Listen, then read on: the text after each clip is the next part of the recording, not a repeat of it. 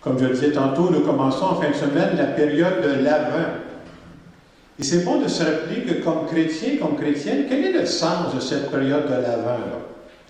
La période de l'Avent, c'est une période d'attente. Une période de préparation à la fête de Noël, c'est vrai, mais c'est pas juste ça. On sait que Noël s'en vient.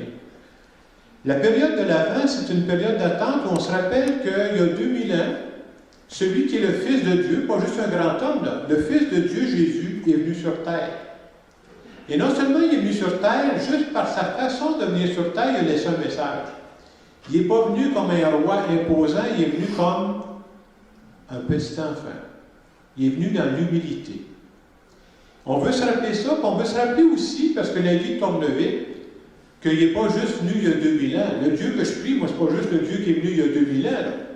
Le Dieu que je prie, c'est le Dieu qui vient aujourd'hui.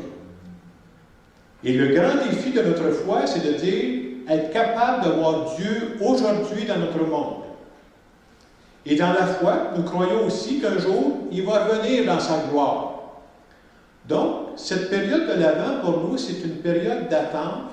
C'est-à-dire, c'est une période où on va essayer d'être plus attentif au Seigneur qui vient parmi nous. Je dirais qu'une des phrases les plus tristes qu'on peut entendre de quelqu'un, c'est quelqu'un qui dirait « Moi, là, je n'attends plus rien de la vie. » Aïe, aïe! Quand tu es rendu à dire ça, « Je n'attends plus rien de la vie. » Ou encore quelqu'un qui vous regarde et dit « Je n'attends plus rien de toi. » C'est Dieu, c'est le moral, s'il vous plaît. Hein? Et parfois, on n'attend plus rien de la vie. Vous savez pourquoi? Parce qu'on se fait prendre à courir dans toutes les directions. On se lève le matin, on court, on se couche jusqu'au soir, on recommence le lendemain. Pourquoi tu fais ça? Ah, je cours. On oublie pourquoi. Hein? Et justement, dans l'Évangile qui nous est proposé aujourd'hui, on vient nous dire qu'au temps de Noé, c'est un peu ce qui se passait. Je ne sais pas si vous avez remarqué, quand j'ai lu l'Évangile, j'ai fait attention. Quand on arrive, on dit, qu'est-ce qui se faisait au temps de Noé? Je peux vous le résumer. C'est ce qui est marqué dans l'Évangile. On mangeait. On buvait. On se mariait. Jusqu'à temps que Noé entra dans l'arche et disent, les gens ne se sont doutés de rien. Qu'est-ce que l'Évangile est en train de nous dire? Est-ce que les gens, au temps de Noé, faisaient des choses croches? Ben non. Je mange aujourd'hui, madame. J'ai bu, et je vous annonce, je vais le manger encore, c'est pas fini mon affaire. Mais qu'est-ce qu'on veut nous dire à travers cette expression? On veut nous dire que les gens au temps de Noé étaient tellement pris par leur occupation habituelle, tu sais, on a tous des routines, hein? Mais ils étaient tellement pris dans leur routine qu'ils n'attendaient plus rien de la vie. Ils n'attendaient plus rien de Dieu. C'est quelque chose, hein? Et quand on regarde notre façon de vivre d'aujourd'hui, c'est sûr que les historiens, quand ils vont parler de nous, vous savez ce qu'ils vont dire? Ces gens-là, je ne sais pas ce qu'ils avaient, mais ils couraient. Ils couraient après quoi? Je ne sais pas, mais ils couraient. Et c'est vrai, quand on se regarde vivre, ce n'est pas juste les autres, c'est nous autres. Hein? On peut se poser la question, nous courons, mais après quoi? Nous courons, mais pourquoi? Et pendant cette période de l'Avent, c'est comme on dit, mais je vais prendre des moments pour voir un peu plus, j'attends après quoi, moi, là? Qu'est-ce qui est important pour moi dans ma vie? Et pour montrer qu'une période d'attente, ce n'est pas juste que je suis assis et je fais rien, là. Une période d'attente, ça peut être une période active. Alors, j'ai pensé vous donner un exemple d'une période d'attente active, un fait que j'ai vécu. À l'an 2000, j'ai eu une belle chance dans ma vie. Moi, j'étais aux études, puis j'ai été faire une session d'études à Jérusalem. Alors, pendant 4 mois, j'ai étudié sur place. Je suivais des cours sur la Bible. Et chaque lundi, nos professeurs nous emmenaient dans une ville différente. Donc, lundi prochain, on s'en va à Jéricho. L'autre lundi, on s'en va à Nazareth. Alors, vous comprenez que pour quelqu'un comme moi qui a affaire à commenter la parole de Dieu, c'est beaucoup plus intéressant que de suivre un cours entre 4 murs. Tu vas sur le terrain, tu vois exactement ce qui se passe. C'était pour moi une très belle période de ma vie. Et en même temps, c'était une période exigeante de ma vie. Je vous dis pourquoi. Alors, pendant que j'étudiais à Jérusalem, j'ai appris via Internet que mon père est en train de vivre ce qu'on appelle la phase terminale de son cancer. Alors, pendant que j'étudiais là-bas, on me disait, je recevais des nouvelles, on me disait, ton père est diminue, ton père est diminue. Alors, à un moment donné, j'étais supposé de finir, moi, ma session d'études le 26 mai.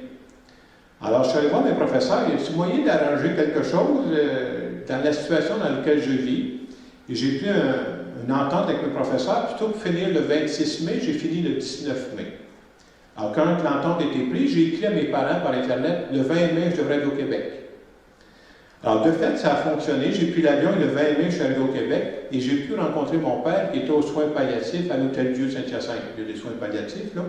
J'ai pu parler avec mon père, j'ai pu le voir, parce qu'on se demandait si un jour on se reverrait. Et ensuite de ça, donc, je suis arrivé le 20 mai. Dans la nuit du 21 au 22 mai, mon père est mort. Et quand j'ai rencontré les infirmières qui travaillaient aux soins palliatifs, vous savez ce qu'ils m'ont dit, puis ça arrive de temps en temps, parce que j'entends ça parce que je fais des funérailles.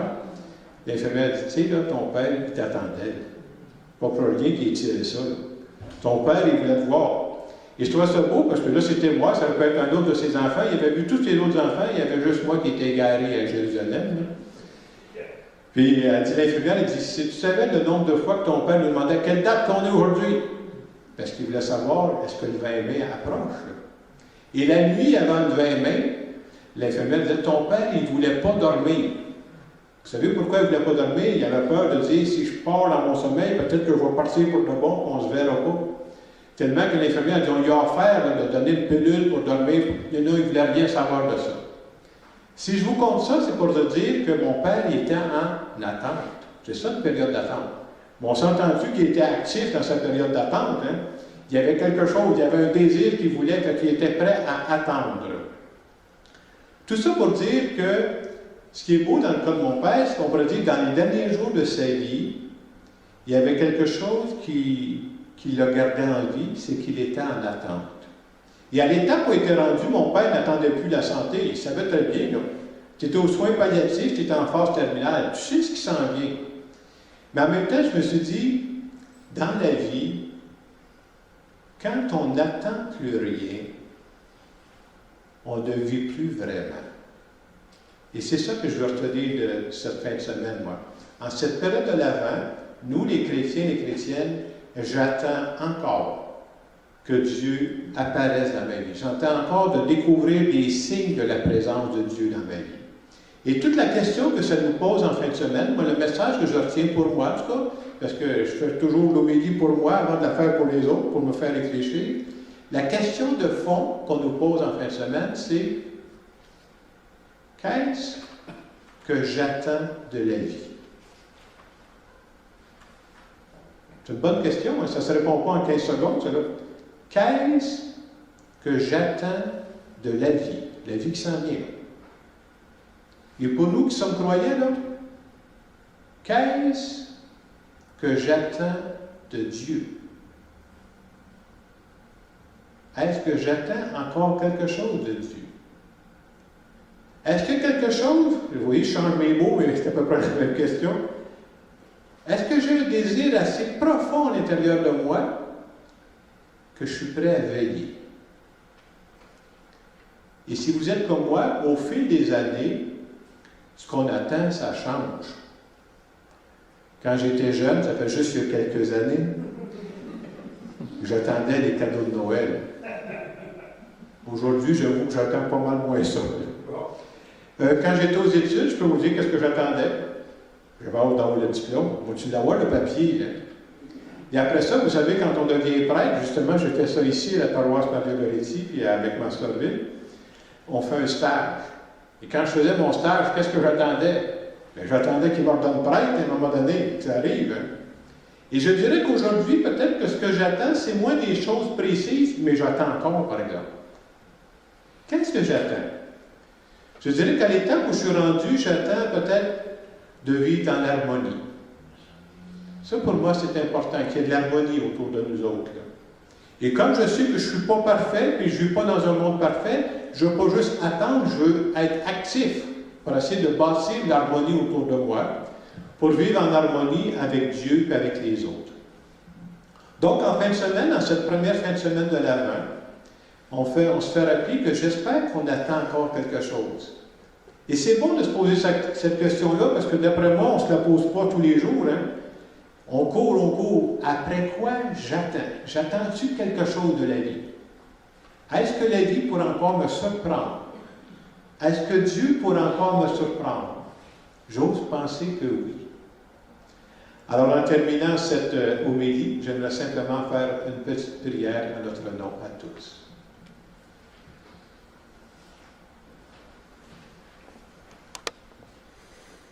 Dans cette période de l'Avent 2022, je veux te dire, Seigneur, que j'attends encore que tu viennes dans ma vie.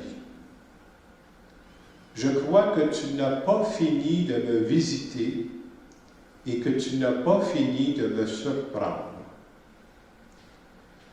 Tu as toujours été présent dans ma vie à chacune des étapes et je crois que tu vas continuer de le faire encore. Viens m'aider, Seigneur, à vivre en harmonie avec les personnes que tu mets sur ma route.